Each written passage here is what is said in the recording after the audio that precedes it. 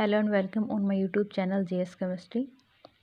आज हम डिस्कस करने वाले हैं बीएससी फर्स्ट ईयर के चैप्टर नंबर 3 यानी कि मैकेनिज्म ऑफ ऑर्गेनिक रिएक्शंस के टॉपिक नंबर 2 को, यानी कि पार्ट 2 को, and that is type of bond cleavage. जो हमारी और रिएक्टेंट्स होते हैं या प्रोडक्ट होते हैं, जो कोई भी मॉलिक्यूल होता है उसके बीच में एक बॉन्ड होता है, और मेनली वो बॉन्ड है कोवैलेंट बॉन्ड होता है, क्योंकि कार्बन एटम है वो कोवैलेंट बॉन्ड की फॉर्मेशन करता है। सो उसकी बॉन्ड क्लीवेज कैसे होती है ये हम देखना चाहेंगे। इस वीडियो में हम यही डिस्कस करेंगे। और जैसे कि हमें पता है कि जो अटैकिंग रिएजेंट है, जो अटैक करता है किसी रिएक्टेंट पे, किसी मॉलिक्यूल पे, तो उस रिएक्शंस के कंडीशंस को ध्यान में रखते हुए और उसकी अटैकिंग रिएजेंट के नेचर को देखते हुए एक बॉन्ड है दो एटम के बीच में या मॉलिक्यूल के बीच में, वो ब्रेक हो सकता है डिफरेंट वेज में। और दो डिफरेंट वेज हैं जो रिएक्शन इंटरमीडिएट को प्रोड्यूस करते हैं। द फर्स्ट इज़, एक तो होमोलैटिक फ्यूजन होता है, जिसमें एक मॉलिक्यूल है, दो जिसमें एटम है, उनके बीच से अगर बॉन्ड ब्रेक होगा तो वी नो दैट दो इलेक्ट्रॉन से एक बॉन्ड बनता है। तो जो दो इलेक्ट्रॉन्स उन स्पीसीज़ के बीच में हैं, दो इलेक्ट्रॉन्स जो उन दो एटम्स के बीच में बॉन्ड कर रहे हैं, बॉन्डिंग उनकी करवा रहे हैं, उनमें से एक इलेक्ट्रॉन एक एटम के पास चला जाएगा और दूसरा इलेक्ट्रॉन सेकंड एटम के पास चला जाएगा। तो वो होता है होमोलैटिक फ्यूजन, जिसमें हमें एक फ्री रेडिकल की जनरेशन मिलती है। एंड सेकंड वन इज़ हेटेरोलाइसिस या हेटेरोलाइटिक फ्यूजन, जिसमें दो एटम के बीच में जो बॉन्ड बना है उसके इलेक्ट्रॉन सिर्फ एक एटम को ट्रांसफ़र होंगे।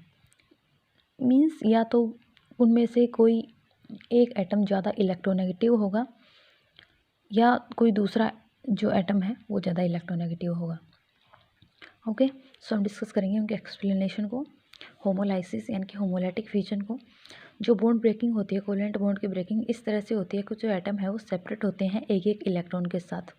जो शेयर्ड पेयर होगा उनमें से एक एक इलेक्ट्रॉन वो ले लेंगे, तो होमोलैटिक फ्यूजन होगा तो हमें फ्री रेडिकल मिलेगा। यहाँ पर a free radical plus b free radical. ये हाईली रिएक्टिव न्यूट्रल पार्टिकल होते हैं जो एक ओड या अनपेयर्ड इलेक्ट्रॉन है वो रखते हैं, और उन्हें हम फ्री रेडिकल बोल देते हैं। इसमें हमें ये जो होमोलैटिक फ्यूजन होता है ये शो होता है, जैसे कि आपने देखा एक इलेक्ट्रॉन सिंगल इलेक्ट्रॉन होता है। तो अपनी पिछली वीडियो में डिस्कस किया था कि हाफ हेडेड जो एरो होता है वो किस तरह यूज़ किया जाता है। तो वो एक सिंगल इलेक्ट्रॉन की मूवमेंट को शो करने के लिए यूज़ किया जाता है। तो यहाँ पे एक सिंगल इलेक्ट्रॉन की ही मूवमेंट हो रही है, तो यहाँ पे हम हाफ हेडेड एरो है वो इसको दिखाने के लिए यूज़ करेंगे। सेकेंड वन हेटेरोलाइसिस यानी कि हेटेरोलाइटिक फ्यूजन। इसमें जो बॉन्ड ब्रेकिंग होती है, जो इलेक्ट्रॉन्स दोनों होते हैं वो शेयर्ड पेयर के, वो एक सिंगल एटम के द्वारा लिए जाते हैं। वो हम अपने इलेक्ट्रॉन्स हैं वो दोनों इलेक्ट्रॉन्स अपने ऊपर ले लेते हैं। जैसे कि ए और बी के बीच में जो बॉन्ड क्लीवेज होगा वो हेटेरोलाइटिक फ्यूजन के अंडर होगा। तो जो दोनों इलेक्ट्रॉन है किसी एक एटम पे आ जाएंगे, इस पे भी आ सकते हैं और ये इस पे भी आ सकते हैं, बेस्ड ऑन द कंडीशंस। अगर ये ए पर आ रहे हैं इसका मतलब ए दो इलेक्ट्रॉन इसके पास हैं तो नेगेटिव चार्ज से कंटेन करेगा प्लस बी पॉजिटिव। और ये किस कंडीशंस के बेसिस पे आ रहे हैं कि ए है वो ज़्यादा इलेक्ट्रोनेगेटिव है बी से। अगर वो ज़्यादा इलेक्ट्रोनेगेटिव है तो वो ज़्यादा इलेक्ट्रॉन्स है अपनी तरफ अट्रैक्ट करेगा, जो अपने बॉन्ड पेयर के इलेक्ट्रॉन्स हैं वो अपनी तरफ अट्रैक्ट कर लेगा। And second one condition is a दोनों इलेक्ट्रॉन शेयर्ड पेयर है पूरा, बी और बी के ऊपर ये दोनों इलेक्ट्रॉन्स आ रहे हैं हेटेरोलाइटिक फ्यूजन के अंडर, देन इसका मतलब है कि जो बी है वो ज़्यादा इलेक्ट्रोनेगेटिव है ए से, यानी कि बी ने अपनी तरफ उन इलेक्ट्रॉन्स को अट्रैक्ट किया है, उसके पास इलेक्ट्रॉन लेने की टेंडेंसी बहुत ज़्यादा है ए से। सो हेटेरोलाइटिक फ्यूजन में हमें जो मेनली आयंस की फॉर्मेशन होती है वो कार्बन आयन बनता है या कार्बोकैटायन बनता है। कार्बन आयन मीन्स सी नेगेटिव, कार्बन के ऊपर नेगेटिव चार्ज, और कार्बोकैटायंस का मतलब है कार्बन के ऊपर पॉजिटिव चार्ज, यानी कि उसको हम अर्ली कार्बोनियम आयन भी बोल देते हैं। और ये जो पूरा प्रोसेस है वो कर्व्ड एरो नोटेशन से शो होगा, क्योंकि दोनों जो इलेक्ट्रॉन्स हैं यानी कि पूरा शेयर्ड पेयर है सिंगल एटम के पास जा रहा है, उसके पास ट्रांसफ़र हो रहा है। एक नोट यहाँ पर दे रही हूँ, दैट इज़ अगर जनरली हम देखें तो जो पर्टिकुलर कोवैलेंट बॉन्ड है वो या तो होमोलाइसिस फ्यूजन में जाएगा या हेटेरोलाइटिक फ्यूजन में जाएगा। उनकी डिफरेंट कंडीशंस होती हैं।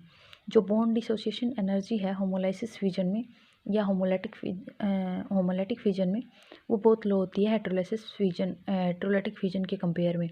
जैसा कि हम इसमें देख रहे हैं मिथाइल क्लोराइड के केस में यहाँ पे होमोलाइटिक फ्यूजन हो रहा है, ओके, होमोलाइसिस हो रहा है।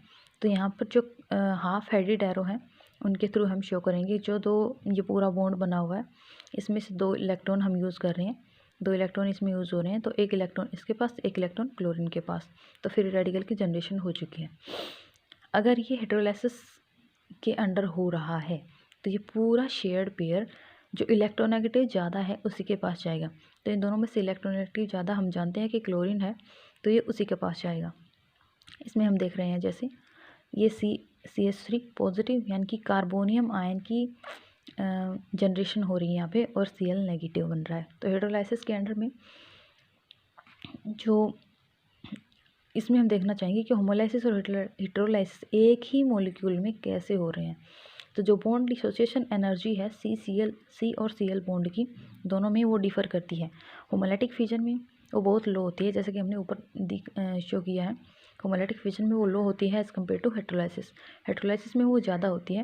होमोलाइटिक में CCl बॉन्ड की homolytic fusion in case of CH3Cl में क्या होती है 351 किलो जूल पर मोल, और अगर हम हेटेरोलाइटिक फ्यूजन में करके देखें तो 949 किलो जूल पर मोल। सो ये मेन कॉन्सेप्ट था ये समझाने का कि जो होमोलाइसिस है उसकी बॉन्ड डिसोसिएशन एनर्जी है वो लो होती है एज़ कम्पेयर टू हेटेरोलाइसिस। अगर हम ज़्यादा बॉन्ड डिसोसिएशन एनर्जी देंगे तो हेटेरोलाइटिक फ्यूजन होगा, अगर हम लो देंगे तो होमोलाइसिस हो जाएगा।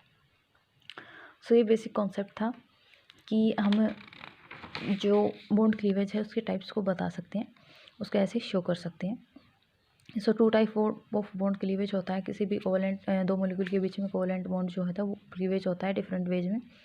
उसको दिखाने के लिए हम 2 टाइप ऑफ ऐसी पॉसिबिलिटीज़ ले सकते हैं, होमोलाइसिस और हेटेरोलाइसिस।